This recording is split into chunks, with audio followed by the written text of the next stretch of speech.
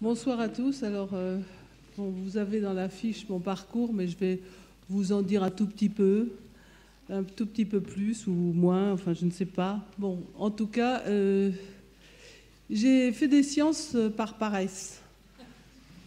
Parce que, après le baccalauréat, il fallait apprendre beaucoup plus si on voulait faire des lettres, si on voulait faire des sciences. La logique étant là, elle nous aide quand même beaucoup. Ensuite, j'ai fait de la physique parce que c'était la science des lois qui régissent la nature. Et donc, il y avait un côté conceptuel dans ces lois qui est intéressante pour essayer de comprendre ce qu'est la nature. Donc, j'ai fait une thèse en physique atomique. Puis après, je suis partie enseigner en Afrique. J'ai fait un postdoc au Canada. Et je suis revenue en France pour travailler sur ce qui ne s'appelait pas à l'époque les nanos, mais ce qui s'appelait les agrégats, c'est-à-dire essayer de comprendre le pont entre la matière atomique et la matière condensée. Et là, ça a été des années extraordinaires et je dois dire que je remercie énormément mon groupe au laboratoire Aimé Cotton. J'ai aussi en parallèle, parce que c'est toujours difficile de faire que de la science, je me suis intéressée aux institutions scientifiques, à la direction de mon labo, la direction de l'Institut de physique, la direction générale du CNRS.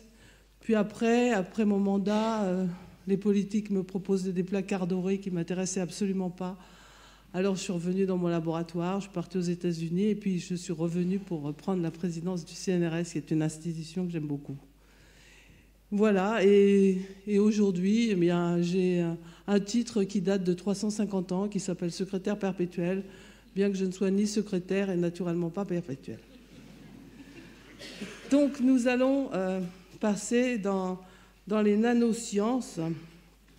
Et le plan de l'exposé va être tout d'abord la naissance du concept nano, voir à l'échelle du nanomètre, fabriquer, organiser, voir la stabilité de ces nanos, les propriétés qui dépendent de la taille, et les défis des nanotechnologies, et ensuite les débats engendrés, parce qu'aujourd'hui, il y a beaucoup de débats au niveau des nanos. Alors tout d'abord, la matière. Ça fait bien longtemps que l'homme s'intéresse à la matière, et les philosophes grecs, en particulier avant Socrate, comme Empédocle, avaient émis l'hypothèse que les matériaux étaient constitués de 4 éléments, l'air, l'eau, la terre, le feu. Alors quand vous aviez un mélange entre le feu et l'air, vous aviez du chaud, entre l'air et l'eau, de l'humide, l'eau et la terre, le froid et la terre et le feu sec. Et ça, cette idée est restée jusqu'au XVIIe siècle, et on a encore des gravures du XVIIe qui vous montrent justement les représentations de la terre, l'eau, l'air et le feu. Alors le feu était quand même quelque chose d'étonnant, et Georg Stahl avait développé une théorie qui portait le nom savant du phlogistique, qui disait que tous les corps renferment en eux un principe de combustibilité qui est invisible et qui s'échappe lorsque le matériau se consume, et qui était donc le feu. Alors, la première chose, c'est de savoir, mais est-ce que c'est vrai cette histoire de phlogistique? Donc, si c'est vrai, ça veut dire que quand vous enflammez un matériau, il doit être plus léger, puisque le phlogistique s'en va, que le matériau qui n'a pas été brûlé. Et la question s'est posée, c'est la question que s'est posée Lavoisier, et il a fait l'expérience sur le fer, avec du fer porté au rouge, il l'a mené à la combustion, et il s'est rendu compte que le fer, après combustion, était plus lourd que le fer avant combustion, parce que c'était de l'oxyde de fer. Et d'où le phlogistique n'existait pas pour Lavoisier, il n'existe d'ailleurs pas. Et c'est là qu'on lui fait dire rien ne se perd, rien ne se crée, tout se transforme, et qu'il a défini les 3 états de la matière, le solide, le liquide et le gaz. Là, il est sur une gravure avec du Pont de Nemours.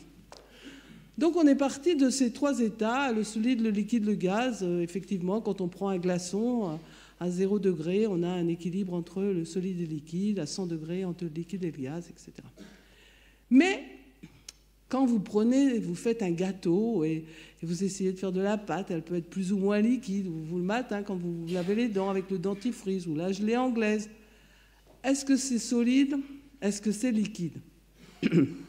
Alors ça a été l'état pâteux et tout ce qui en a dérivé, la matière molle, ça a été le thème de Pierre-Gilles de Gennes, qui en a fait une théorie tout à fait exceptionnelle. Mais si vous regardez maintenant le brouillard, et quand on prend des gouttelettes de brouillard de plus en plus petites, est-ce que c'est du liquide, est-ce que c'est du gaz? Si vous prenez de la fumée qui sort d'un volcan ou d'une usine, ou si vous avez le smog anglais, est-ce que c'est du solide ou est-ce que c'est du gaz? Si vous prenez du sable très fin et que vous le faites couler, vous dites il coule, est-ce que c'est du solide ou du liquide? Et ça, c'est la matière à l'état divisé et qui va après, plus tard, donner le nom de nano. Alors, le préfixe nano, en fait, il vient du grec nanos, puis du latin nanus, qui signifie nain.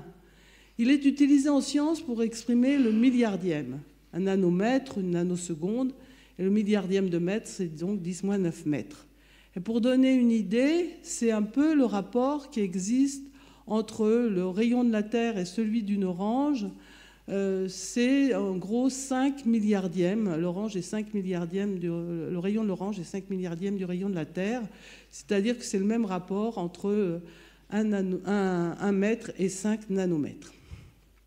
Ça a peut-être fait dire à Paul Éluard que la Terre était bleue comme une orange. Les nanos existent donc toujours à l'état naturel. C'est de la poussière de poussière. Et en fait, ils existent aussi. On les a trouvés dans le milieu interstellaire. Ça, c'est une photo de la tête de cheval de la nébuleuse d'Orion par l'observatoire anglo-australien, et qui montre que des poussières se forment dans le milieu interstellaire. Alors, elles ne se forment pas dans le milieu interstellaire lui-même parce qu'il n'est pas assez dense. Elles se forment au voisinage des étoiles en fin de vie en général, et la matière est éjectée sous la forme de vents stellaires. Alors on est allé à la recherche des poussières interstellaires, naturellement pas physiquement, mais en utilisant la lumière ultraviolette qui venait des étoiles et en regardant l'émission infrarouge qui sortait de ces nuages. On a vu ainsi, avec les télescopes, qu'on obtenait des petites particules, en fait, c'est des grains de 10 à 100 nanomètres, que dans les régions riches en carbone et en hydrogène, on a ce qu'on appelle les PAH. Alors ça, c'est un coronène, c'est-à-dire C24H12, ou bien des fullerènes qu'on a découverts récemment. Et dans les régions riches en oxygène, on avait plutôt des silicates. Et que les grains interstellaires peuvent absorber des molécules, et ce milieu est alors le lieu de réactions photochimiques tout à fait intéressantes. Et il y a tout un pan de recherche sur la physico-chimie du milieu interstellaire. Alors en fait, les nanos, avant qu'elles soient appelées nanos et que les gens savent ce que c'était, ont été utilisés par l'homme il y a bien longtemps. Il y a 31 000 ans, enfin 30 000 ans, 31 000 plus ou moins 1000 ans, l'homme a laissé sur les cavernes des empreintes, et là je trouve qu'elle est très émouvante, c'est la main d'un homme de cette époque qui, en soufflant des petits grains pigmentés sur sa main, a laissé l'empreinte de sa main. Et ça, c'est dans la grotte Chauvet qui a été découverte en 1994. On trouve aussi dans cette même grotte des peintures rupestres, et le rhinocéros, par exemple, avec du noir de carbone, qui sont des toutes petites particules extrêmement fines.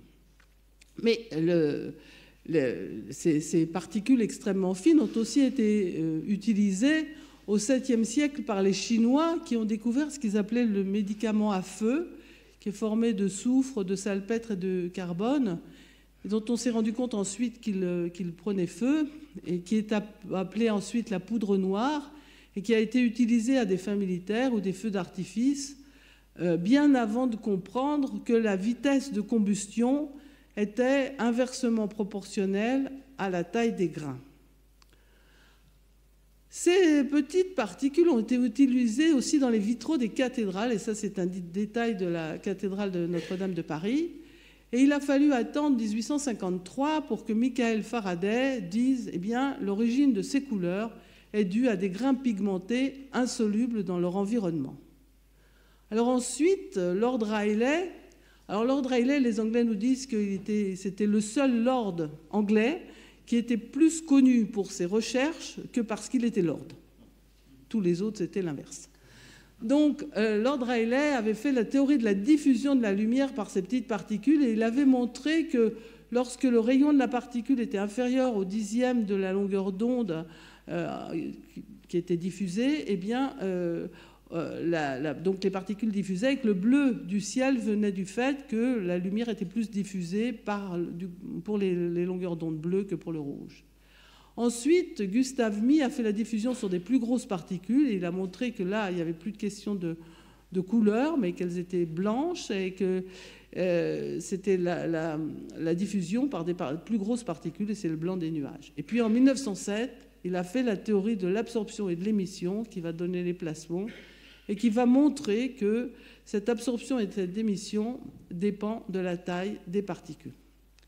Alors le préfixe nano a été utilisé la première fois en 1974 par le japonais Norio Taniguchi à propos d'un article sur les transistors.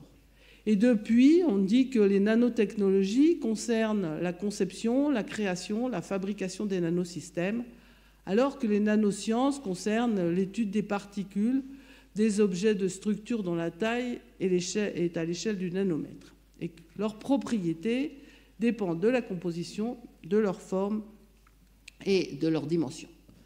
Alors, comment a émergé ce concept du nano-objet? Si on porte en ordonnée la taille des particules, en allant vers le haut du nanomètre au millimètre, en fonction des années, de 1950 à 2000, j'ai mis 20, mais pas encore, on voit que tout d'abord, l'idée était de faire de la miniaturisation. C'est-à-dire que si on reprend l'exemple du transistor qui a été inventé en 1947, qui donc sert à moduler le flux d'électrons, eh bien quand on miniaturise, on arrive, et on est arrivé dans les années 90, même c'est 91, à avoir un système tellement petit que ce n'est plus un flux d'électrons que l'on voit, mais que les électrons passent un à un. Et là, les propriétés changent complètement avec la taille. Il n'est plus question d'avoir un flux d'électrons, c'est un électron qui passe avec un autre et puis un autre. En parallèle de ça, d'autres, dont je faisais partie, s'intéressaient à la complexité, c'est-à-dire en prenant des atomes un par un, en essayant de les mettre ensemble pour essayer de comprendre comment se construisait la matière condensée, parce que les propriétés des atomes sont évidemment différentes de celles de la matière condensée. Et c'est là qu'on s'est rendu compte que dans un domaine de taille, les propriétés dépendent de la taille. Et donc on a convergé dans les années 90. Et ce qui est très intéressant, c'est de voir que cette taille, justement, correspond aux briques biologiques. Si vous regardez une molécule d'ADN, elle a à peu près le même diamètre qu'un nanotube de carbone. Et d'où, puisque qu'elles soient biologiques ou pas, ou inertes, les molécules sont toutes formées des mêmes atomes, eh bien, on peut faire de la combinaison entre le biologique et l'inerte, et c'est ce qu'on a appelé par cet acronyme absolument imprononçable de NBIC, nano, bio, info et cogniscience. Et voilà comment est sorti le concept du nano-objet.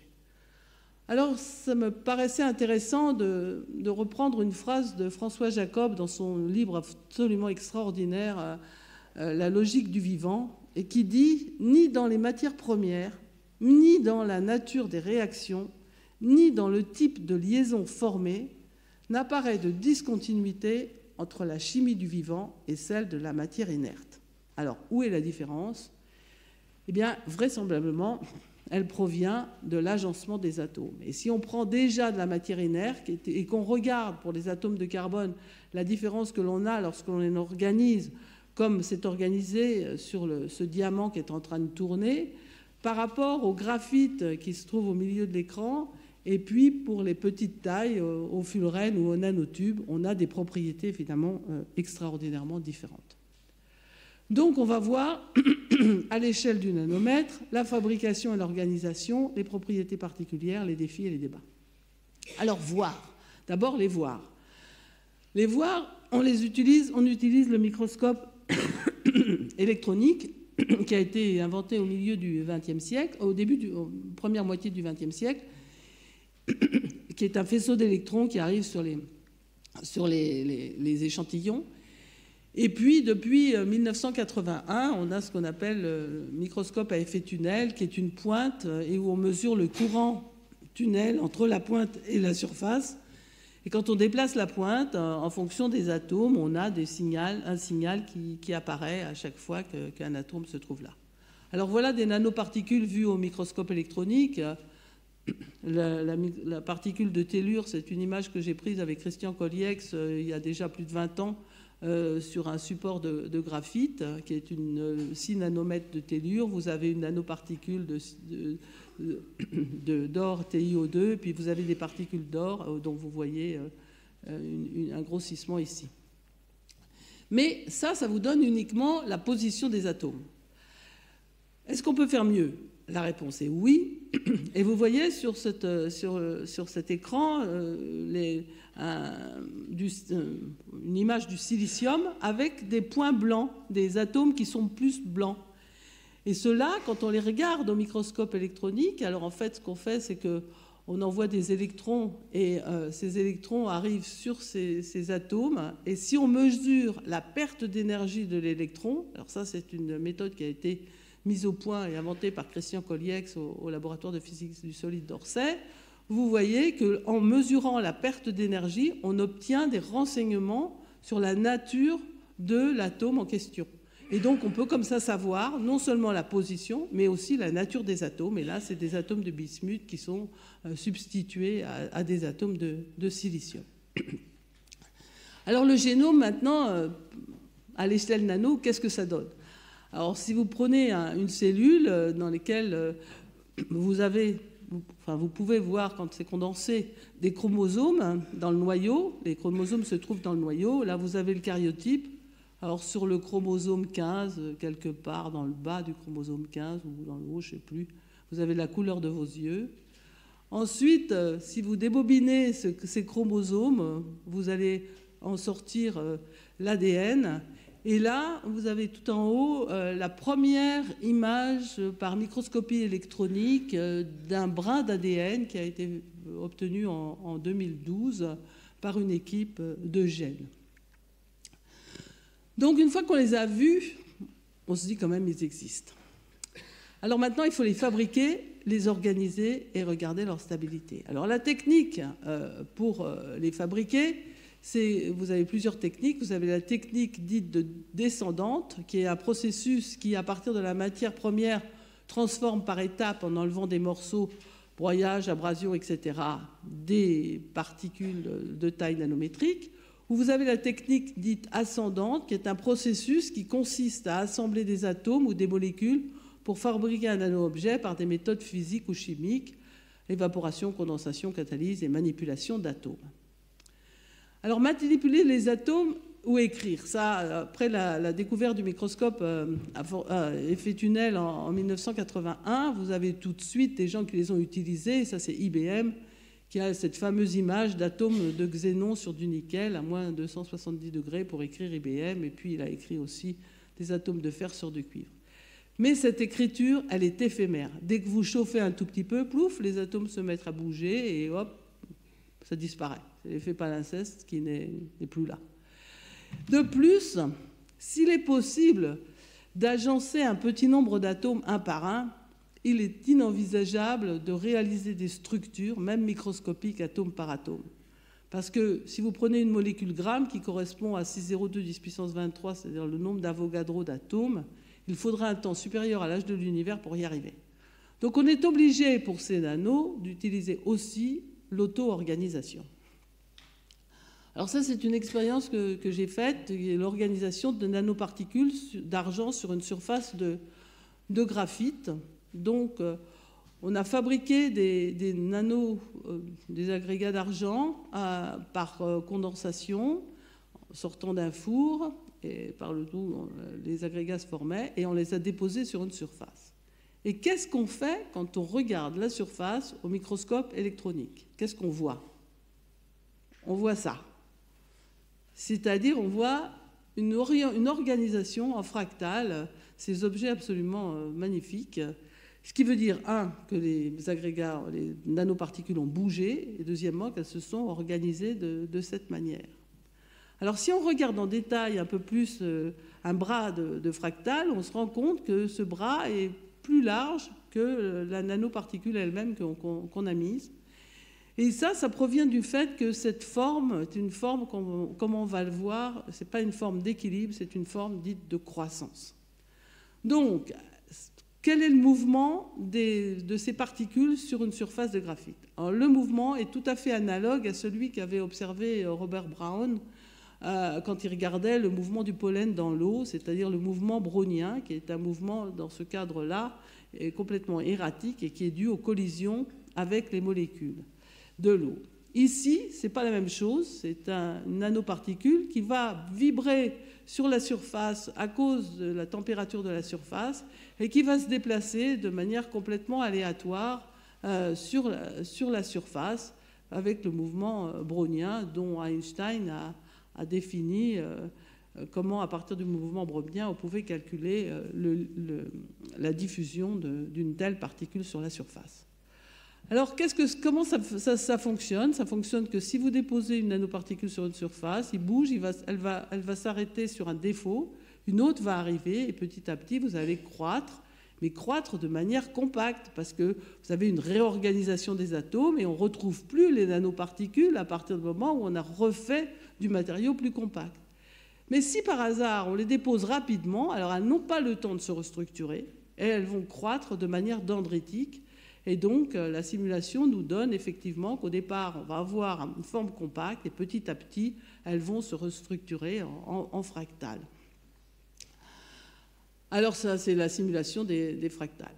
Les fractales, en fait, c'est une forme naturelle, c'est une forme de croissance. Et vous les retrouvez partout. Vous les retrouvez dans les fougères, dans les arbres, dans les neurones, dans les choux-fleurs, dans les cristaux d'argent. Et j'ai mis en bas, pour ma consoeur Pascal Cossard, la fractale obtenue à partir de bactéries qui se sont agglomérées, construites sous cette forme-là, toutes ensemble. Donc c'est une forme de croissance. Alors cette forme de croissance est-elle stable ou pas? Les formes d'équilibre sont des formes stables parce que ce sont les formes qui vont vers l'équilibre minimal, mais elles ne sont pas intéressantes parce qu'elles ne peuvent pas être vivantes, elles sont beaucoup trop ordonnées.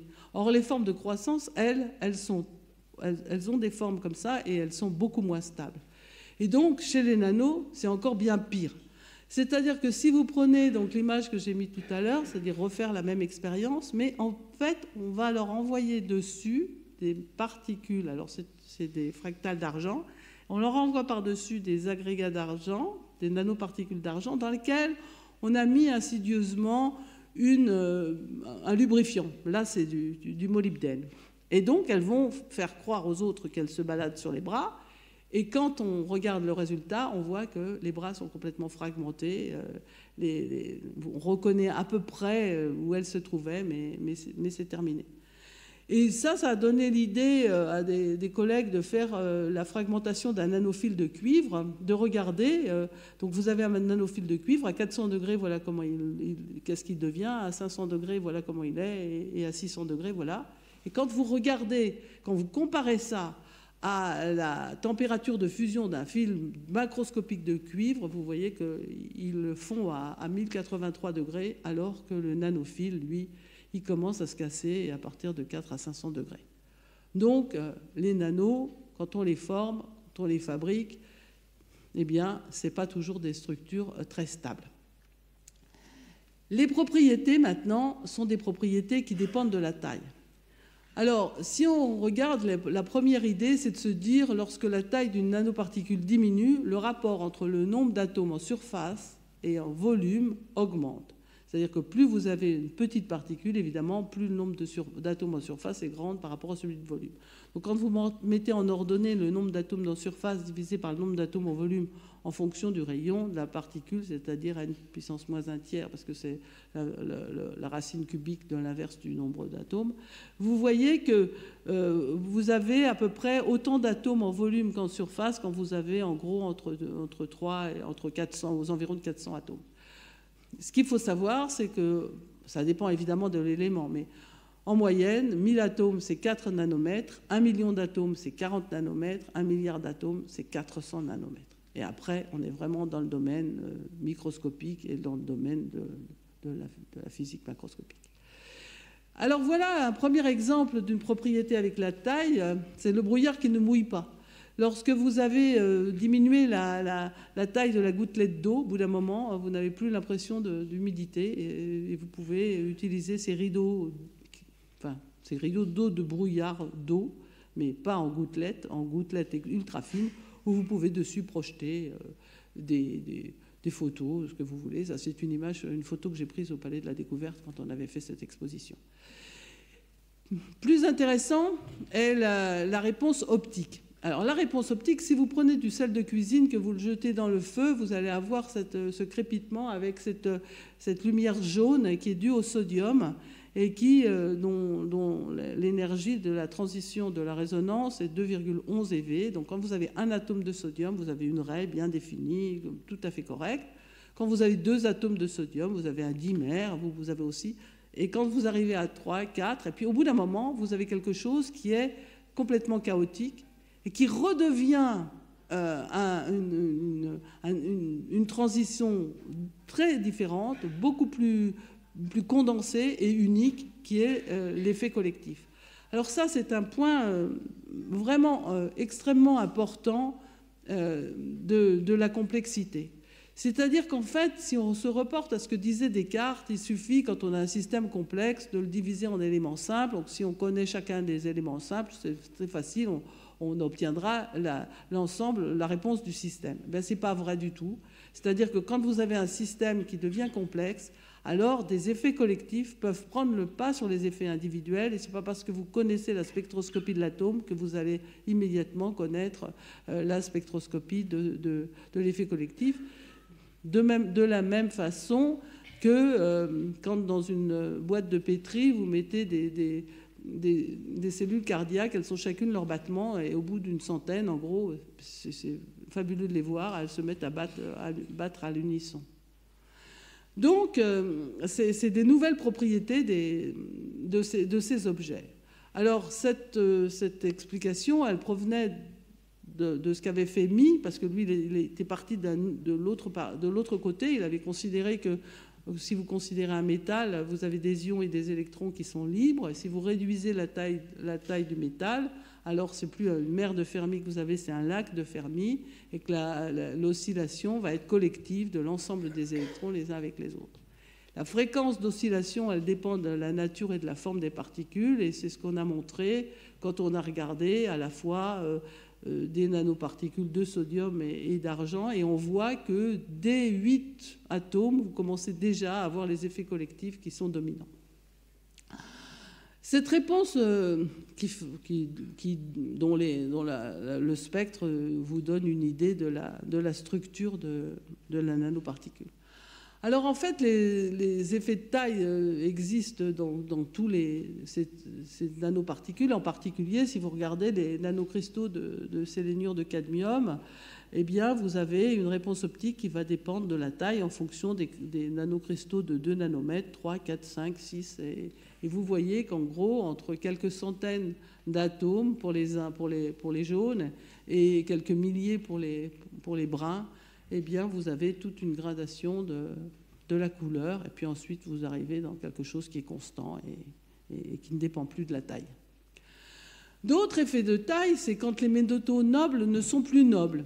Alors, l'or est bien connu que pour être inerte à toute réaction catalytique, mais en revanche, quand on diminue la taille, on montre que l'activité catalytique de l'or devient importante, et en particulier pour l'oxydation du CO. Ça a été fait par une équipe japonaise de Tsukuba par Haruta. Et donc, quand vous regardez la réactivité du CO en fonction du diamètre de particules d'or, eh bien, vous voyez que jusqu'à 10 nanomètres, la réactivité est pratiquement zéro, enfin, elle est très petite. Et puis, tout d'un coup, elle se met à croître de manière spectaculaire. Et ensuite, elle redescend à zéro quand vous avez l'atome unique. Donc, ça, c'est encore des propriétés qui vont dépendre de la taille. D'autres propriétés qui dépendent de la taille, c'est par exemple les nanotubes de carbone. Si vous prenez des nanotubes de carbone et que vous regardez leurs propriétés électroniques, Selon leur diamètre et leur hélicité, les nanotubes sont soit métalliques, soit semi-conducteurs. Ça, c'est des travaux qui ont été faits par Pascal Launois au laboratoire de physique des solides. Donc, dans ce cas-là, voilà les nanotubes qui sont métalliques. Et puis, voilà ceux qui ont une hélicité différente et qui sont des semi-conducteurs. Et ils ont en plus des propriétés très particulières, puisque le courant dans un nanotube de carbone peut aller jusqu'à 10 puissance 9 ampères par centimètre carré, alors que les fils de cuivre grillent déjà à 10 puissance 6 ampères par centimètre carré. Donc, ce sont des excellents conducteurs. Alors maintenant, quels sont les défis des nanos? Quels sont les défis des nanos? Comment on va les utiliser? Et maintenant qu'on sait que leurs propriétés dépendent avec la taille, avec leur forme, comment on va les utiliser? Alors les défis des nanos, elles sont de plusieurs, je dirais, il y a plusieurs idées là-dessus. La première, c'est de concentrer le maximum d'informations dans un minimum de place. La deuxième, c'est d'essayer d'utiliser les nouvelles propriétés liées à la taille. Et la troisième, c'est de développer des techniques et des procédés qui permettent de réaliser dans un temps raisonnable des dispositifs fonctionnels à l'échelle du nanomètre. Alors, on les trouve dans des tas de domaines tels que l'automobile, l'aéronautique, l'électronique, la chimie, la biologie, le médical, etc. Donc, concentrer le maximum d'informations avec la taille. Alors ça, c'est la fameuse loi de Moore qui fait que dans un volume donné, le nombre de transistors ne fait que croître avec la taille au fur et à mesure qu'on progresse. Et donc, on a cette croissance exponentielle, parce que là, si on est en log, avec la taille, le nombre de transistors, donc le nombre d'informations ne fait que croître. Enfin, ça va quand même bien s'arrêter un jour, parce qu'on ne peut pas imaginer aller comme ça jusqu'à l'infini. Donc, dans les machines informatiques actuelles, mais simplement, on commence à se dire qu'est-ce qu'on va pouvoir faire lorsque l'on arrivera à saturation. Donc, dans les machines informatiques actuelles, les charges électriques portées par les électrons matérialisent l'information qui est codée sous la forme binaire, et on a et, ou, 1, 2, et on arrive à faire comme ça tous les calculs extraordinairement vite, mais en linéaire. Alors maintenant, il y a une nouvelle orientation qui n'est plus d'essayer de mettre encore de plus en plus de transistors dans un même volume, mais d'utiliser un autre codage, et cet autre codage, c'est l'ADN. Parce que l'ADN, comme on l'a vu tout à l'heure, est formé par uniquement 5 atomes, 4 bases, et donc c'est le codage de ces bases qui permet de transférer l'information. Et là, l'information n'est plus traduite n'est plus matérialisée par des électrons, mais elle est traduite en termes de processus chimiques. Alors, ces processus chimiques sont extraordinairement lents, mais le processus individuel est compensé par une caractéristique absolument extraordinaire, on en a beaucoup, et donc on peut avoir un calcul du massivement parallèle. Et c'est ainsi qu'on pense avoir encore dépasser et continuer dans la concentration d'informations dans des tout petits systèmes. Un deuxième point, c'était ce codage d'informations. Le deuxième point, c'est d'essayer d'utiliser les propriétés pour faire des matériaux composites. Alors, un des matériaux composites, le matériau idéal pour fonctionnaliser, c'est le verre.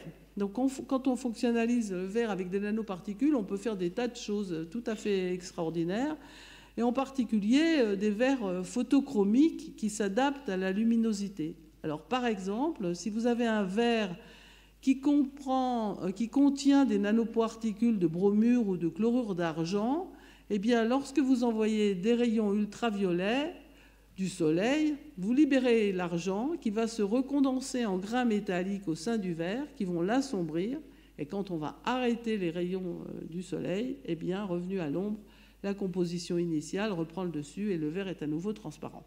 Alors, c'était relativement lent avec des chlorures et des bromures d'argent. Maintenant, on a des molécules beaucoup plus qui sont brevetés, donc on n'en parlera pas, mais qui sont beaucoup plus rapides et qui permettent comme ça d'aller du sombre à la lumière et d'avoir des lunettes qui vous permettent d'avoir des lunettes de soleil d'un côté et des lunettes de vue de l'autre côté. Donc, des propriétés particulières des nanotubes, on en a vu tout à l'heure avec les semi-conducteurs et les isolants, mais maintenant, si vous regardez la solidité de ces nanotubes, tout d'abord, le fil d'araignée est un des matériaux les plus résistants qui existent, puisqu'il est plus résistant glacier, évidemment, à diamètre égal. Parce que, sinon, ce n'est pas vrai. Et donc, les fibres de nanotubes dépassent maintenant les fils d'araignée et donc ont été utilisés, parce qu'il suffit de quelques grammes de fibres de nanotubes pour arrêter la balle d'un pistolet. La contrainte à la rupture est 10 fois celle de l'acier. Et du coup, ça peut servir de gilet pare-balles. Alors, on a commencé à faire ça, simplement on s'est rendu compte que l'élasticité des nanotubes, des fibres de nanotubes, faisait qu'en fait, ça arrêtait la balle, mais ça donnait des bleus. Donc, ce n'était pas complètement encore parfaitement au point. D'autres propriétés des nanotubes, c'est d'utiliser des filtres à eau. Alors ça, c'est intéressant parce que vient de sortir là, des États-Unis les filtres à eau nouvelle génération, meilleurs que le charbon actif. Évidemment, c'est du charbon mais sous forme de nanotubes pour les eaux polluées, voilà, et que les semi-conducteurs sont meilleurs que les métalliques. Mais si vous regardez ce qui était sorti dans l'usine nouvelle en 2004, vous voyez, alors j'ai fait un grossissement, mais on voit moins bien, qu'en fait, déjà à l'époque, on disait, ah oui, mais pour essayer de filtrer et de filtrer mieux et sur le plan chimique que ça soit meilleur, on utilise des nanotubes et qu'entre 2004 et 2017, eh bien, il faut toujours du temps pour réaliser ce que l'on a trouvé sur le plan de la recherche et dans les laboratoires. Un autre point, c'est sur les nanos, c'est d'utiliser ce qui existe dans la nature. Alors ça, c'est une surface hydrophobe, c'est celle d'un nénuphar. Et vous voyez que la gouttelette d'eau, elle est bien posée joliment sur la feuille de nénuphar. Alors, on pourrait se dire, mais en fait, c'est parce que c'est extraordinairement lisse, mais pas du tout. C'est extraordinairement rugueux. Quand vous regardez la feuille au microscope, c'est très rugueux. Donc quand vous fabriquez de la rugosité, et alors maintenant vous avez des sprays qui vous donnent, quand vous le déposez sur une surface, vous permet de ne plus avoir de buée dans votre salle de bain ni dans vos toilettes. Et là, ça, c'est un exemple sur un morceau de carton qui fait que la surface, en la rendant rugueuse, devient rugueuse à différentes, bien sûr, tailles, devient complètement hydrophobe. Et quand vous voulez réduire la taille des gouttelettes, eh bien, vous réduisez la rugosité. Enfin, vous augmentez la rugosité, mais à plus petite taille. Une autre utilisation des nanos, c'est de faire de l'imagerie cellulaire. Alors ça, c'est assez intéressant. C'est-à-dire que si vous regardez la diffusion d'une protéine dans une membrane en vidéomicroscopie sur des cellules vivantes, cette expérience a permis de montrer une alternance entre les phases de diffusion libres et rapides, qui sont browniennes d'ailleurs, comme les autres, dans la membrane, et les phases de confinement quand elle est en interaction avec la géphérine. Donc c'est assez intéressant de voir qu'en lui mettant un phare qui est la nanoparticule de séléniure de cadmium, qui est à peu près la taille un peu plus petite que la protéine, vous pouvez donc la suivre comme ça tranquillement et voir son trajet. Et une autre utilisation des nanos, c'est les nanomédicaments. Et ça, on a un confrère à l'Académie des sciences, Patrick Couvreur, qui travaille beaucoup là-dessus, qui a fait des travaux remarquables. Et la chose est la suivante, c'est d'administrer directement un médicament et de le laisser circuler dans le corps peut provoquer, tout le monde le sait, des effets secondaires indésirables. Alors l'idée était de se dire, on va prendre le principe actif et on va l'encapsuler dans des nanocapsules et puis on va l'envoyer là où on veut. Mais si on le met juste dans les nanocapsules, celles-ci vont être détruites par les macrophages parce qu'ils ne vont pas le reconnaître ils vont le reconnaître comme une particule étrangère. Alors ensuite, il est enrobé de molécules qui lui permettent de ne pas être reconnu comme un corps étranger. Et au bout de ces molécules, on y met des molécules bioadhésives qui vont être en phase avec la cellule sur laquelle on veut délivrer le médicament. Et ça, c'est effectivement les nanomédicaments. Alors, c'est un pas énorme par rapport au fait qu'on va utiliser moins de médicaments, bien le mettre aux endroits bien ciblés, et c'est un véritable progrès. Mais voilà qu'arrivent les débats. Et que quand vous regardez les tatouages, vous vous dites, mais attendez, qu'est-ce qui va se passer? Parce que dans l'encre des tatouages, il y a bien des nanoparticules. Si on tatoue dans le derme, elles vont peut-être faire comme les nanomédicaments. Eh bien oui, c'est ce qui se passe. Elles vont arriver et les pigments voyagent dans la lymphe et vont colorer les ganglions lymphatiques. Et c'est comme ça qu'on s'est rendu compte qu'avec certains... Alors vous allez me dire, est-ce que c'est dangereux ou pas d'avoir des ganglions colorés? Ça, je ne sais pas, ça dépend du colorant. Donc, c'est le revers de la médaille.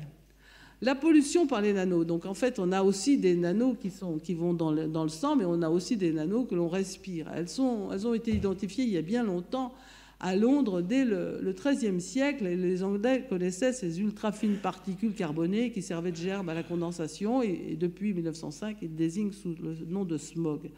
Mais avec la révolution industrielle, alors, la fumée des usines a fait que le smog était beaucoup plus dangereux et beaucoup, dans les mémoires collectives, du grand smog londonien qui a enveloppé la ville pendant 5 jours de décembre 52 et qui a tué plus de 4000 personnes et qui aurait eu pour origine la combustion de charbon domestique avec une qualité de soufre. Alors en fait, cette condensation, on la voit très bien quand dans un jour de très grand ciel bleu, vous avez un avion qui passe, vous avez une trace, il laisse une trace. Alors tout ne vient absolument pas de l'avion, il y a quelques nanoparticules qui viennent de l'avion, et puis à côté de ça, vous avez la condensation de la vapeur d'eau que vous ne voyez pas, mais qui était dans le ciel, qui petit à petit se condense de plus en plus et refait ces formes un peu dendritiques comme celles qu'on a vues tout à l'heure, parce que les mouvements sont les mêmes.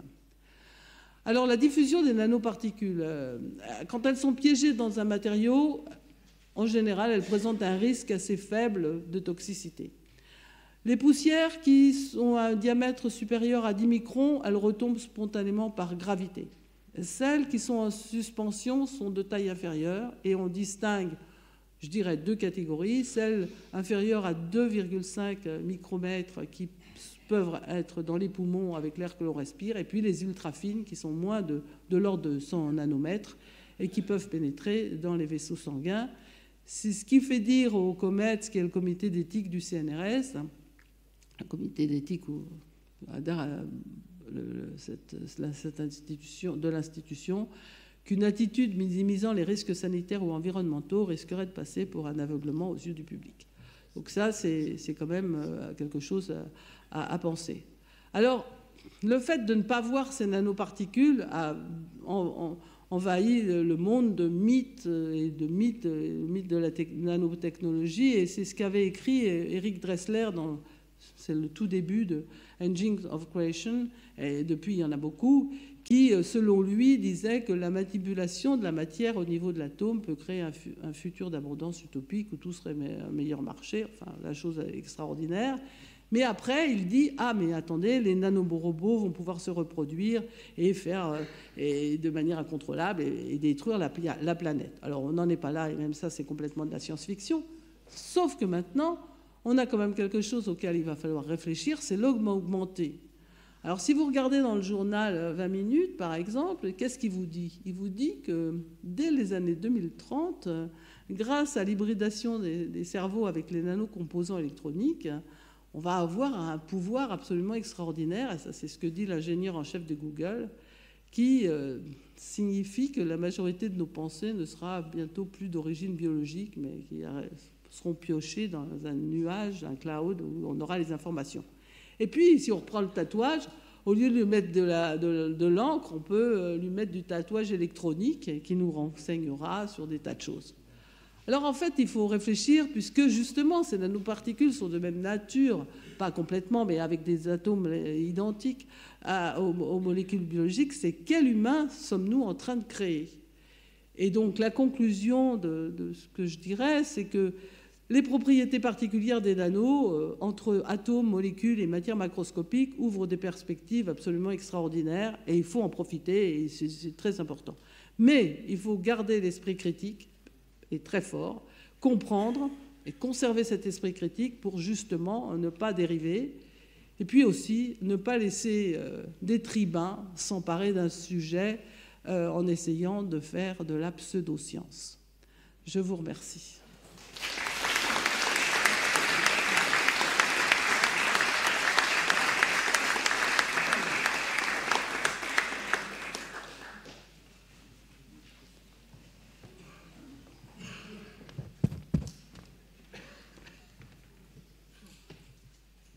Merci beaucoup Catherine. Donc c'est la séance de questions-réponses. Donc je vais essayer de prendre des questions à gauche, à droite et on va essayer de gérer à peu près.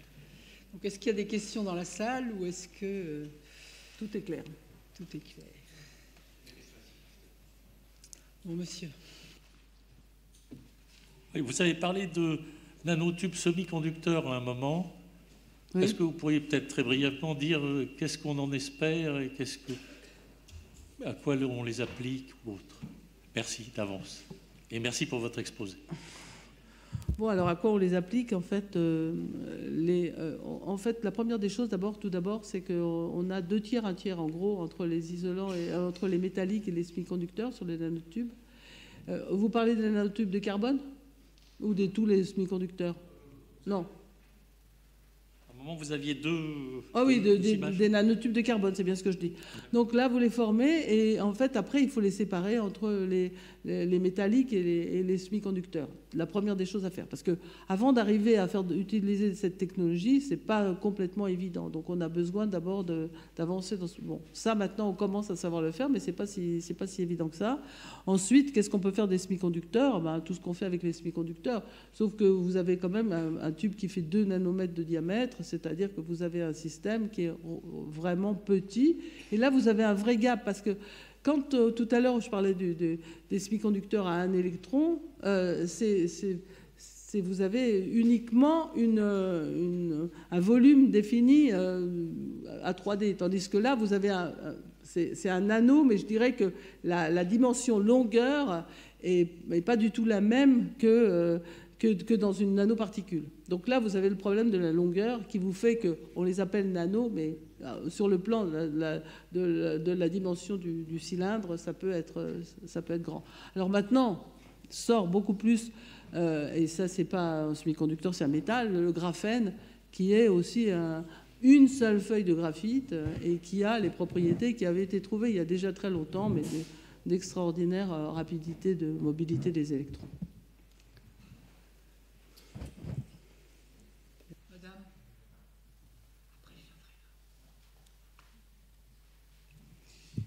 Merci infiniment pour votre exposé. On devient un peu plus savant. Moi, je voudrais poser la question sur l'alimentation. On voit de temps en temps que dans l'alimentation, on peut ajouter des nanoparticules. On peut les ajouter dans les médicaments. Est-ce que, si vous voulez, sur le plan de précaution, on va dire, sur le plan de principe de précaution, est-ce qu'on va faire, alors je vais être un peu offensive, est-ce qu'on va faire mieux sur les nanoparticules qu'on a fait sur le nucléaire? D'abord, ça n'a rien à voir. Hein. Non, mais je parle au niveau c'est-à-dire au niveau des suites. Vous avez aussi un petit peu insisté justement sur le fait qu'il faut voir en avant et c'est intéressant. Donc, quel est votre sentiment? Alors, de toute façon, ce qu'il faut bien voir, c'est qu'à chaque fois que vous avez quelque chose qui peut être bon, vous pouvez avoir les choses qui peuvent être mauvaises. Vous allez en forêt, vous ramassez des champignons, vous en avez des comestibles et des vénéneux, vous n'allez pas vous précipiter sur les vénéneux, vous allez plutôt les laisser.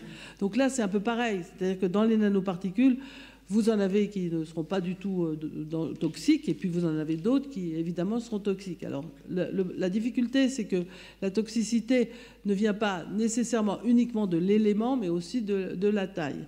Donc, effectivement, par exemple, je pense que vous faites allusion aux particules de dioxyde de titane qu'on voit un peu partout. Alors, le dioxyde de titane, parce que je m'attendais à cette question, donc je vous ai préparé une réponse.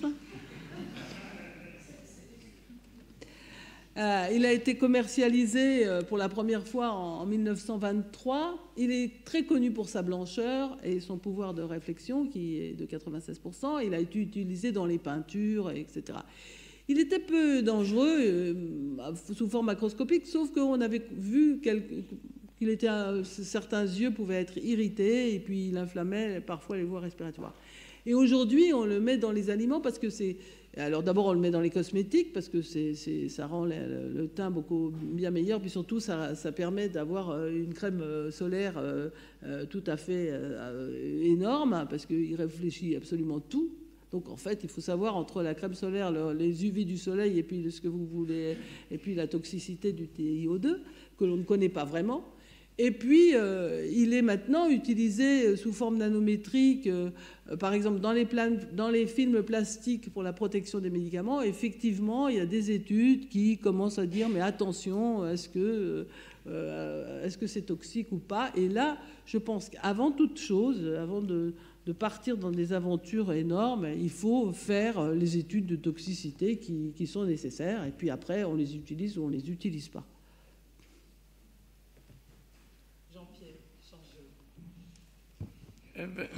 Bravo pour ce magnifique exposé et très enrichissant qui se termine par un problème, celui de l'homme augmenté, qui est en soi un problème d'une très grande importance. C'est pas de ça que je vais parler, mais de quelque chose qui s'y rapporte quand même. Les biologistes moléculaires ne parlent jamais d'une chose qui est pourtant très importante, c'est l'éventuelle reconstitution d'une cellule vivante à partir de ces divers composés, ADN, protéines, membranes, etc. Or, ça n'a jamais été obtenu. Donc, ça pose un problème. Ce n'est pas du tout un problème philosophique, mais disons, c'est un problème d'assemblage. C'est-à-dire d'arriver d'une manière concomitante à avoir ensemble ces divers composants et essayer de les faire fonctionner tous ensemble pour créer une cellule vivante. Et la question que je me posais, c'était, en vous entendant, c'est de savoir s'il n'y avait pas moyen, justement par le genre de technologie que vous présentez, d'avoir des divers éléments nano qui comportent certains éléments de la cellule et de les rassembler ensemble et de faire en sorte qu'on puisse avoir une cellule vivante. Ma question était simplement, est-ce qu'il y a des groupes qui travaillent dans ce sens et est-ce que ça vous paraît plausible? Alors d'abord, vous en savez beaucoup plus que moi sur cette question.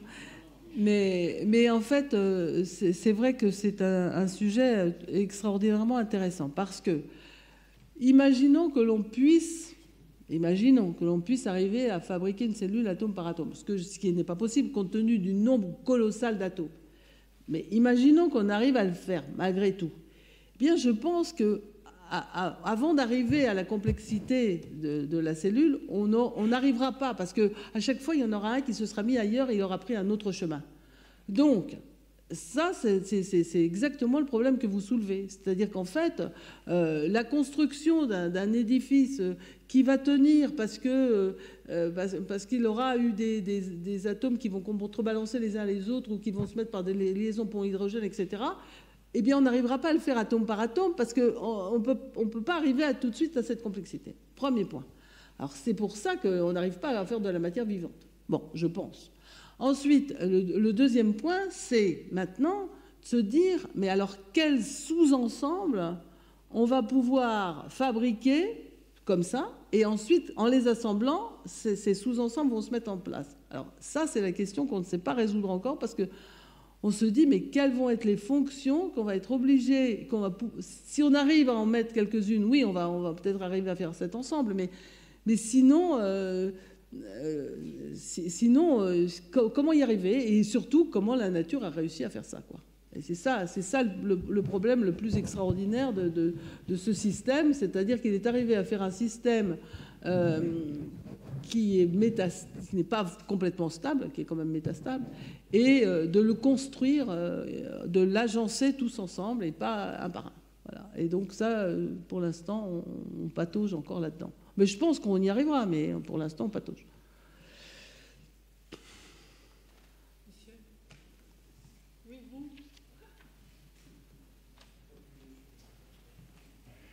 Oui, vous avez parlé très rapidement du possibilité de codage ADN et un processus chimique. Vous pouvez en dire un petit peu plus sur ce point-là ou...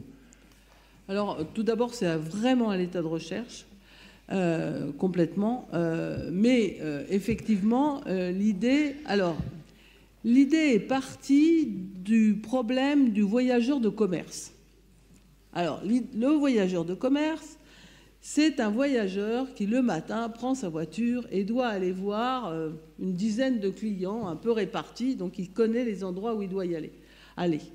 Comment va-t-il choisir le chemin le plus court pour y arriver? Alors, si vous voulez faire toutes les combinaisons, faire tous les problèmes, là, vous allez passer un temps fou pour savoir, et puis la journée sera passée que vous n'aurez pas démarré votre voiture.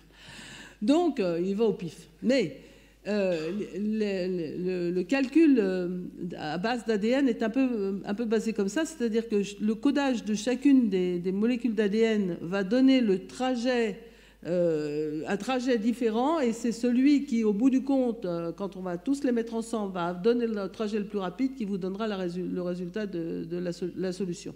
Autrement dit, c'est un calcul qui va être fait en parallèle et pas un calcul qui va être fait pas à pas, un par un. Donc ça, c'est les idées qui sont sorties actuellement et qui sont en train de se mettre en place. Et aujourd'hui, avec le calculateur ADN, qui est nettement beaucoup moins performant que celui que l'on a en binaire, et avec des électrons, est capable de vous résoudre le problème d'une partie de morpion, mais ça s'arrête là pour l'instant. Mais ça va sûrement progresser. Madame, vous nous avez parlé tout à l'heure des nanomédicaments. Pouvez-vous nous dire l'état de la recherche et des applications dans ce que j'appellerais la nanomédecine? D'abord, je ne suis pas médecin, moi, vous savez, je suis physicienne. Alors, j'ai des idées, comme j'ai dit tout à l'heure, des lois, mais pas vraiment, je sais pas, vraiment pas. Bon, peut-être j'ai des confrères dans la salle qui pourraient me répondre à cette question. Tout dépend ce que vous... Enfin, dans la nanomédecine, je crois qu'il y a plusieurs choses. Vous avez l'imagerie qui utilise des nanos. Ça, c'est toute la partie imagerie qui commence maintenant à être tout à fait extraordinaire, parce que vous arrivez à faire des opérations vraiment avec pratiquement rien, sans découper l'individu. Mais alors, de l'autre côté, vous avez ces techniques de nanomédicaments dont Patrick Couvreur est un de nos confrères spécialistes. Et là, la difficulté est de trouver la biocompatibilité entre les molécules et puis de les laisser se déplacer pour qu'elles aillent au bon endroit. Alors maintenant, ça commence à se faire. On a des résultats qui commencent à être faits, mais je dirais que c'est beaucoup encore dans le domaine de la galénique, c'est-à-dire de l'enrobage du médicament. Alors dans le domaine de la galénique, on sait faire des choses très faciles, c'est-à-dire on sait mettre des nanos d'épaisseur plus ou moins grande, c'est-à-dire qu'au lieu de vous faire des piqûres toutes les heures, vous pouvez prendre des médicaments avec des nanoparticules qui les enrobent plus ou moins épaisses, qui se dissolvent petit à petit dans le sang, des choses comme ça. Ça, maintenant, c'est très courant. Bon, les nanomédicaments ciblés, ça l'est déjà moins, et ça, la recherche est en train de se faire là-dessus. Oui, monsieur. On parle beaucoup depuis quelques années du graphène. Oui. Est-ce que le graphène, c'est une nanosurface, et quelles en sont les possibilités? Bon, Denis, tu vas répondre. Hein. Tu connais mieux que moi le graphène. Le graphène, ce n'est pas une nanosurface, mais c'est une surface à... C'est une surface avec une seule surface voilà. de carbone. Les propriétés, c'est que la structure électronique est toute particulière, vu qu'il y a un croisement de bandes exactement, ce qu'on appelle des cônes de Dirac, hein, qui donnent justement, au fond, une vitesse infinie aux électrons. Et c'est ça qui est absolument phénoménal dans le graphène. C'est pour ça que c'est utilisé dans les dispositifs électroniques. Alors, la théorie du graphène, en fait, ce que dit Denis Jérôme, là, c'est que la théorie du graphène est connue depuis les années 50, 1950 à peu près. Et ça restait des électrons qui se déplaçaient à des vitesses gigantesques, mais ça restait vraiment du domaine des théoriciens. Et puis petit à petit, on a commencé à faire des surfaces de graphène qui sont un atome de carbone. Alors, quand vous prenez le graphite, vous avez des plans de carbone qui sont mis les uns au-dessus des autres. Quand vous n'en prenez qu'un, en général, plouf, il va se rouler, il va faire les nanotubes, il va faire les foulerènes, il va faire toutes sortes de choses. Il ne va pas rester plan comme ça, sauf si vous lui mettez de l'hydrogène, c'est ce que j'ai dit tout à l'heure avec les polycycliques aromatiques. Mais maintenant, on est capable de faire une surface avec un atome, et là, les électrons pi du carbone vont se déplacer parce qu'il est orienté de manière hexagonale. Et c'est ça qui donne des propriétés de conductibilité extraordinaires. Voilà. Donc il y a eu tout un groupe de laboratoires, un consortium qui se sont, à partir du moment où on a fait le graphène, tout un consortium de laboratoires qui se sont mis ensemble pour essayer de voir qu'est-ce qu'on pouvait en sortir comme propriété.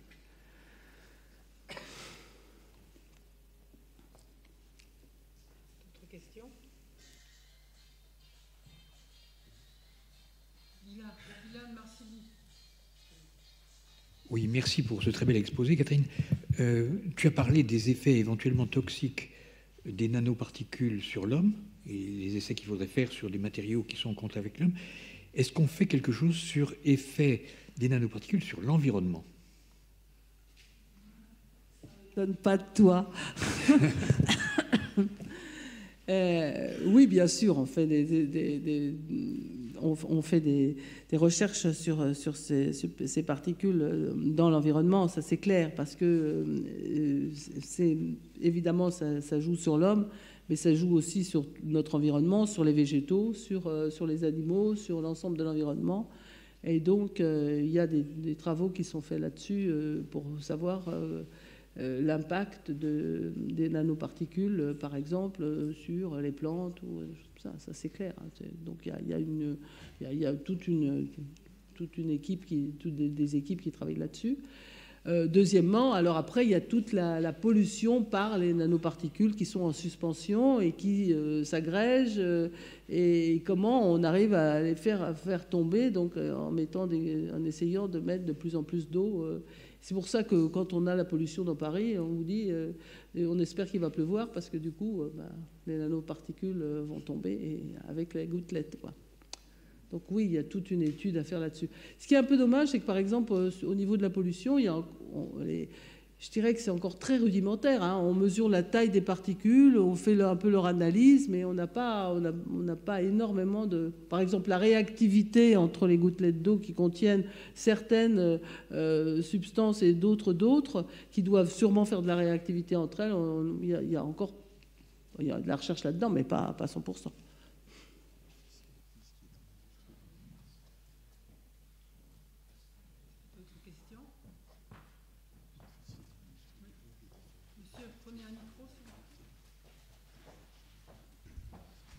Vous avez parlé des dioxydes de titane qui produisaient des couleurs variées. Je m'interroge sur la façon dont on obtient ces diverses tailles. Est-ce que c'est en triant ou est-ce que c'est en produisant de façon spécifique et d'une façon générale pour toutes ces nanoparticules? Alors, ce n'est pas l'oxyde de titane qui produit des couleurs variées, parce que l'oxyde de titane, lui, justement, il réfléchit, il est blanc, blanc, blanc, blanc, blanc. Mais c'est les nanoparticules de séléniure de cadmium.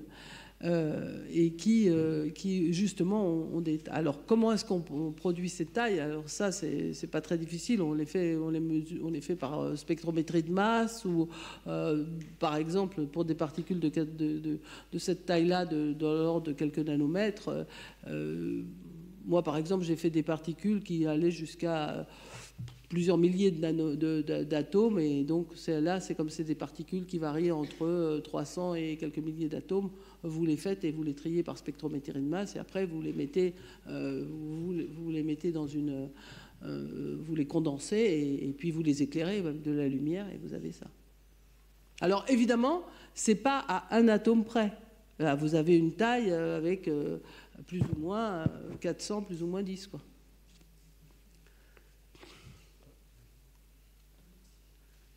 Oui, est-ce que dans ce domaine-là, est-ce qu'on est loin du domaine de la physique quantique, ou est-ce qu'il y a un décalage encore important?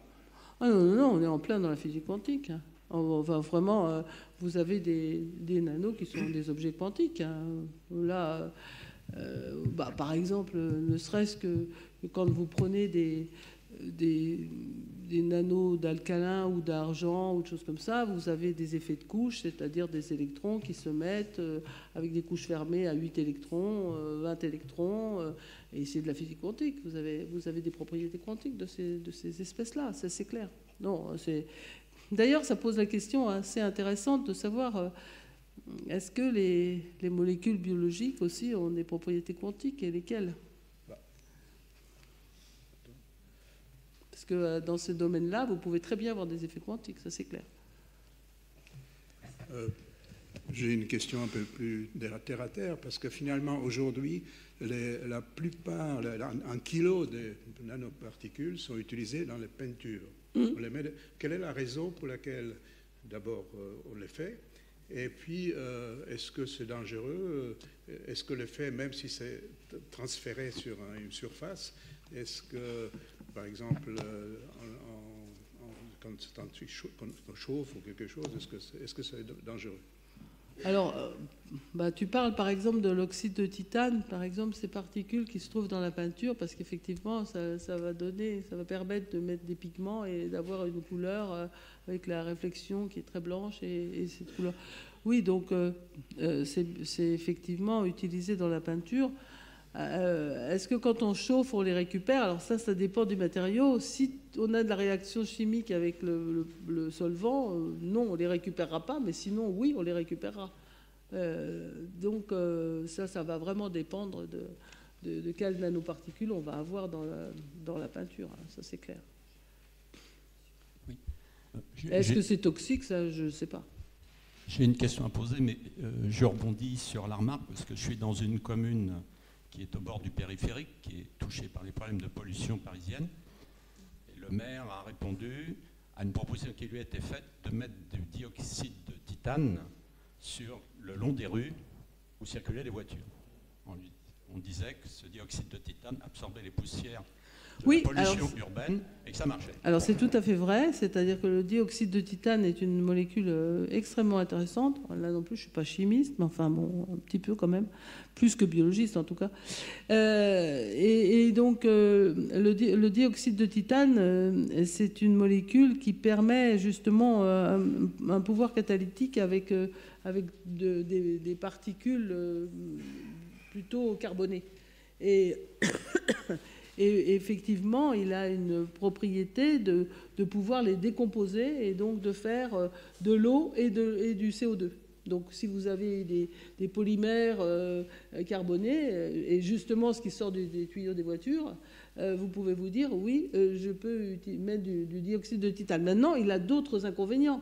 Donc évidemment, d'un côté, il va vous réduire au niveau de la catalyse, il va être utile, et puis de l'autre côté, il sera peut-être nuisible. Donc voilà, donc c'est bon. Donc il faut faire un peu attention quand on fait quelque chose. Enfin, de toute façon, la chimie, il faut toujours faire attention quand on commence à jouer avec. Hein. Mais bon, oui, il a des propriétés. C'est juste ce que dit le maire, mais c'est pas seulement, c'est pas uniquement ça.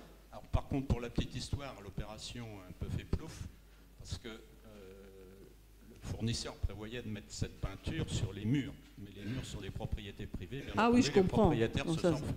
Donc la peinture n'a pas été mise sur les murs, mais a été mise sur la chaussée. Le dioxyde de titane, par exemple, est incorporé dans les verres pour faire des verres auto-nettoyants. Et c'est exactement pour cette raison-là. Ouais. Alors comme ça a été mis sur la chaussée, Bon, les mesures ont été intéressantes pendant quelques mois. Il semble que ça ait marché. De toute façon, au bout de 6 mois, la chaussée était recouverte de pneus, d'usure de pneus, et l'effet est totalement perdu à partir de maintenant. Bon. Ma question était différente. J'ai l'impression que les mondes de recherche sont un peu différents. Vous parliez de ce médecin pharmacien, Patrick Couvreur. Il est à l'origine de ce qu'on appelle les missiles thérapeutiques. Oui. Son missile thérapeutique date des années 92. C'est au moment de la guerre du Golfe. Donc c'est loin. Donc c'est un engin qui est très perfectionné. C'est un missile qui va taper sur une cellule cancéreuse pour la détruire, qui déjoue tous les systèmes de défense immunitaire qui se faufilent, qui rentrent dans la cellule, etc. Quand on regarde les outils décrits en médecine, en pharmacie pour manipuler, c'est hallucinant. Vous avez des brouettes, vous avez des pinces programmables, qui vont découper des morceaux d'ADN. Il y a un outillage phénoménal. Et alors, ce qui m'étonne, c'est qu'on arrive à faire des choses aussi extraordinaires dans ce domaine et qu'on en soit encore à la roue à bœufs dans d'autres domaines. Il a fallu combien 40 ans pour inventer la petite diode bleue. Vous savez, cette diode de couleur bleue qui permet maintenant d'avoir des diodes blanches. Il a fallu, je crois, 40 ans. Hein. La diode existe depuis les années 1950 et le prix Nobel a été remis en 2014-2015. Enfin, entre le prix Nobel et la découverte, il y a eu du temps. Mais... Voilà. Pardon ? Pourquoi ? Il y aura des réponses, je pense. Et je veux dire, l'autre point, c'est de dire, mais on cherche à faire des manipulations de bactéries pour les programmer, pour leur faire des travaux, nous fabriquer des carburants, nous faire ceci, nous faire cela. Et j'ai l'impression que là, ça n'avance pas vite. Alors, est-ce que c'est une impression ou est-ce qu'il y a des mondes qui n'ont pas les mêmes moyens ou alors c'est une fausse question? Non, c'est comme ça. Non, c'est pas des mondes qui ont des différences de moyens, pas du tout. C'est l'état d'avancement de la réflexion, c'est-à-dire que on avance toujours les uns avec les autres. Enfin, les découvertes se font parce que d'autres ont découvert avant vous, parce que vous n'êtes pas tout seul. Si vous êtes tout seul dans le désert, vous ne ferez aucune découverte, même si vous êtes intelligent. Donc on a vraiment besoin des uns et des autres. Donc oui, on avance progressivement. Et pourquoi les diodes bleues? Oui, mais je me souviens bien de toute cette époque des diodes bleues, parce qu'on a eu des problèmes technologiques, parce qu'on savait que ça marchait de toute façon. Hein, Denis, c'est évident, on savait parfaitement bien que ça marchait, c'était comme le graphène, on savait parfaitement bien qu'il était hyper conducteur. Simplement, le temps de fabriquer l'objet, de le savoir, il y a eu des verrous technologiques qui ont fait qu'on a mis du temps pour y arriver. Entre la conception et puis après la réalisation, vous avez du temps. De l'autre côté, vous tombez par hasard sur un événement, sur une découverte, et à ce moment-là, c'est la théorie qui patine pour essayer de comprendre. Donc en fait, on avance comme ça entre théorie et expérience. D'un coup, c'est la théorie qui est très en avance, une autre fois, c'est l'expérience, et ça dépend vraiment des domaines dans lesquels vous vous trouvez. Le front de la connaissance ne progresse pas du tout de manière uniforme. Il y a un aspect qu'on n'a pas du tout, il me semble, pas beaucoup évoqué, c'est le rapport entre les nanos et le magnétisme. Ah ouais. Non, mais parce que tu es là, alors je ne vais pas me ridiculiser. Ah bah non, je ne connais pas spécialement. Non, mais tu as raison. Les nanos et le magnétisme, c'est tout à fait important. C'est-à-dire qu'en fait, ça a été la grosse découverte de Fert, en fait. Hein. Quand il a vu que le moment magnétique, que dans un matériau macroscopique, il était parallèle à la surface, et que tout d'un coup, en réduisant la taille du matériau, en la mettant de plus en plus petite, elle commençait à se mettre perpendiculaire, il a gagné une quantité effroyable de place, parce qu'au lieu d'être comme ça, vous êtes passé comme ça. Donc évidemment, vous avez gagné une place gigantesque, et du coup, ça a permis d'avoir... de faire tout ce qu'on est capable de faire maintenant en stockage d'informations. Tu as raison. Oui, j'en ai pas parlé, mais c'est vrai. Mais il y a aussi les macromolécules de Grenoble. Il y a aussi les macromolécules de Grenoble. Ça aussi, c'est extrêmement... Oui, absolument. Justement, normalement, je ne pose pas de questions, mais là, j'ai quand même une petpetite question, Catherine. C'est est-ce qu'il n'y a pas un problème de sémantique quelque part? Parce que les chimistes faisaient des nanos, de la nanobiologie ou de la nanochimie depuis très longtemps. Donc, on commence à parler de nanosciences, de nanotechnologie, mais en fait, les Les chimistes faisaient ça. Je ne sais pas ce que Didier Aurault voudrait. Non, enfin, les chimistes font ça. Ouais, avec Didier, on a les mêmes idées. Donc, c'est pas vrai? Les nanos, les nanos existent depuis toujours à l'état naturel. Les nanos existent depuis tout le temps. Je l'ai montré. Ça fait les hommes préhistoriques utilisaient les nanos. Mais à partir du moment où on a commencet à les concevoir et à essayer de réfléchir, à avoir toutes ces propriétés qui dépendaient de la taille, et c'est à partir de ce moment-là que le mot est sorti en 84, pardon, par le japonais. En 74, par le japonais, et parce qu'il a utilisé ce mot-là. Mais moi, j'ai été folle de rage quand on a parlé de nanosciences, parce que j'avais l'impression que mon sujet plongeait complètement, parce que tout le monde, après, a utilisé ce mot-là sans intérêt, quoi. Et c'est un mot, c'est vrai, c'est vraiment une question de sémantique, c'est vrai, mais quand même, il est intéressant de voir que dans ce domaine de taille, où se trouvent aussi les molécules biologiques, il y a des propriétés qui dépendent vraiment de la taille, et ça, c'est quand même un sujet qui est intéressant. Alors, la chimie, elle est moléculaire, elle se passe à l'échelle de la molécule. C'est pas la même chimie à l'échelle de la molécule, à l'échelle des nanos. Par exemple, quand on regarde l'oxydation de CO sur l'or, on voit bien que c'est pas l'atome d'or ni même de 3. Voilà, c'est vraiment le fait que ce soit en anneau, c'est-à-dire que les électrons soient délocalisés, que les dés qui sont très proches, parce que c'est la couleur jaune de l'or, commencent à intervenir. Donc il y a une physico-chimie de ces domaines de taille qu'on a commencé à comprendre. Oui, dans le même ordre d'idées, entre les années 30 et 40, on parlait beaucoup de colloïdes. Oui. Et voilà. Oui, tout à fait. On parlait beaucoup de colloïdes, et alors ça, c'est bien sûr, les colloïdes sont des nanos. Absolument. Je me demande s'il y a encore des questions. Parce que là, bon, alors, madame, Didier. Merci. Je voudrais simplement savoir, est-ce que l'organisme, le corps humain, donc peut éliminer les nanoparticules? Ça dépend. Certaines, oui. D'autres, quand elles sont allées se mettre comme l'encre dans vos ganglions, non. Il faut enlever le ganglion. Bon, peut-être pas très malin. Donc, en fait, ça vraiment, c'est bête ce que je dis, mais non, on peut pas savoir a priori si l'organisme est capable d'éliminer certaines, oui, c'est sûr, et d'autres, non. Et donc c'est pour ça qu'il faut vraiment faire des études de toxicité avant de commencer à les utiliser. Oui, c'est intéressant de refaire un tout petit historique de la façon dont ça s'est passé, ce qui a rendu Catherine extrêmement en colère, et pour de très bonnes raisons. En fait, c'est un conseiller scientifique de Clinton qui, lorsqu'on est sorti après Reagan, Clinton est arrivé, et il y a eu ces énormes programmes de recherche américains sur la guerre des étoiles.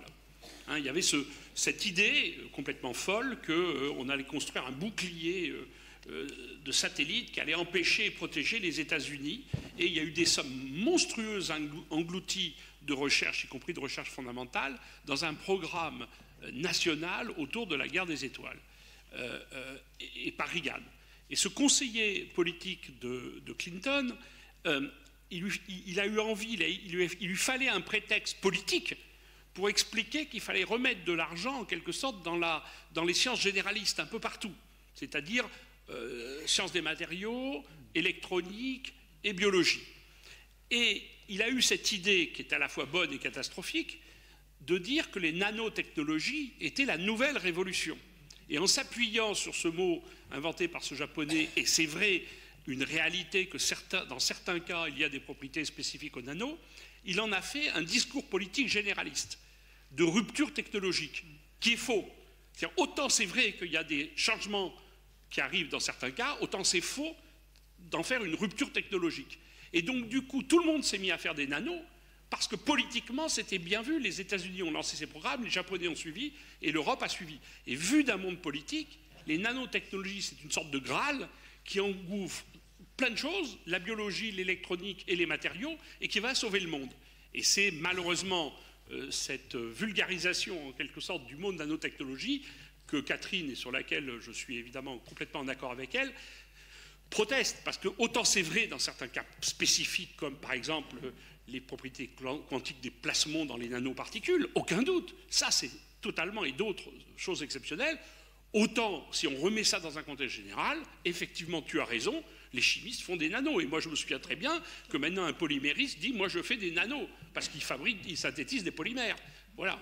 Maintenant, c'est aussi c'est des questions stupides, parce qu'on raconte des histoires de nanomoteurs avec les moteurs moléculaires, où en fait, c'est des molécules qui se déplacent, c'est pas plus moteur qu'autre chose, et non pas un moteur comme ça. Et puis, et l'autre chose, le point aussi, c'est qu'aussi, c'est de notre faute. Didier, c'est de notre faute. Catherine, parce on est d'accord. C'est de notre faute parce qu'en fait, quand on a voulu, quand c'était notre sujet et qu'on s'est dit, ben voilà, on a le côté, parce que moi je me souviens de cette histoire avec Lincoln, quand on a vu sortir ce mot et qu'on s'est dit non, c'est pas possible que ça va faire une explosion, ça va être... Au lieu de réagir tous ensemble, là, on a dit, ah ben oui, mais ça va nous mettre de l'argent pour nos manips. Et donc, on n'a rien dit, on a peint nos manips en anneaux. Tu comprends? Tous les uns et les autres, pour récupérer aussi de l'argent. Donc, en fait, on est tous coupables dans cette histoire.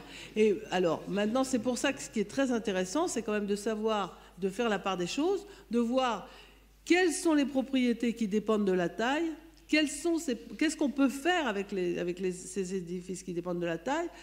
Comment arrive cette complexité quand on s'intéresse à ces tailles? Et la question que posait Jean-Pierre, elle est fondamentale, c'est-à-dire que la matière, comme on sait que c'est du vide, tout n'est qu'agencement. Donc en fait, c'est vraiment ça qui est important, c'est-à-dire de voir que l'agencement à cette échelle-là a des propriétés qui peuvent être spécifiques. Mais à tout appeler nano, ça finit par ne plus avoir aucun sens. Mais tu as raison. Je pense que cette discussion était très importante. Alors, Jacques Valeron.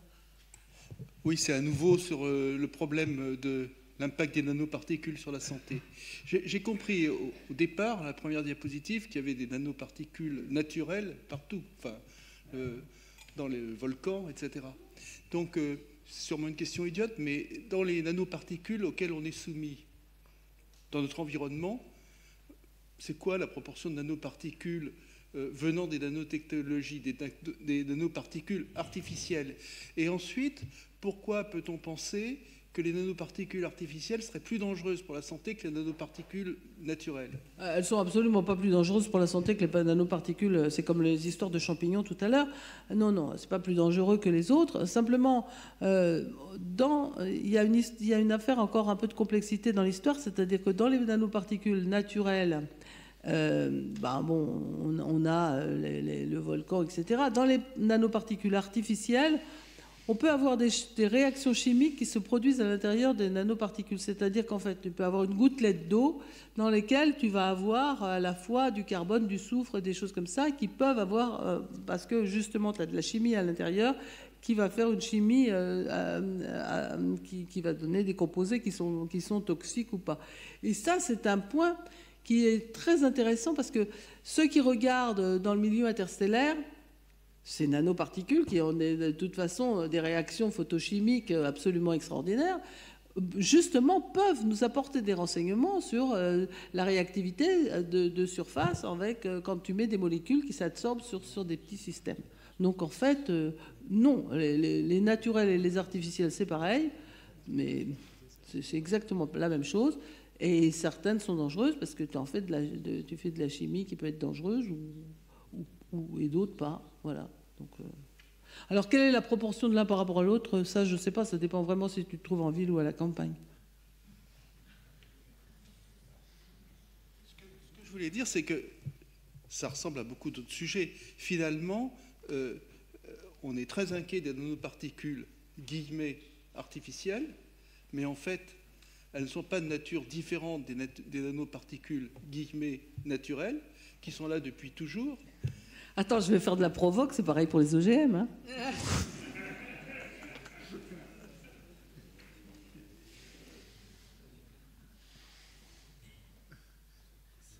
l'impression qu'on a épuisé les questions de l'audience. On va remercier Catherine de nous avoir bien stimulé le cerveau.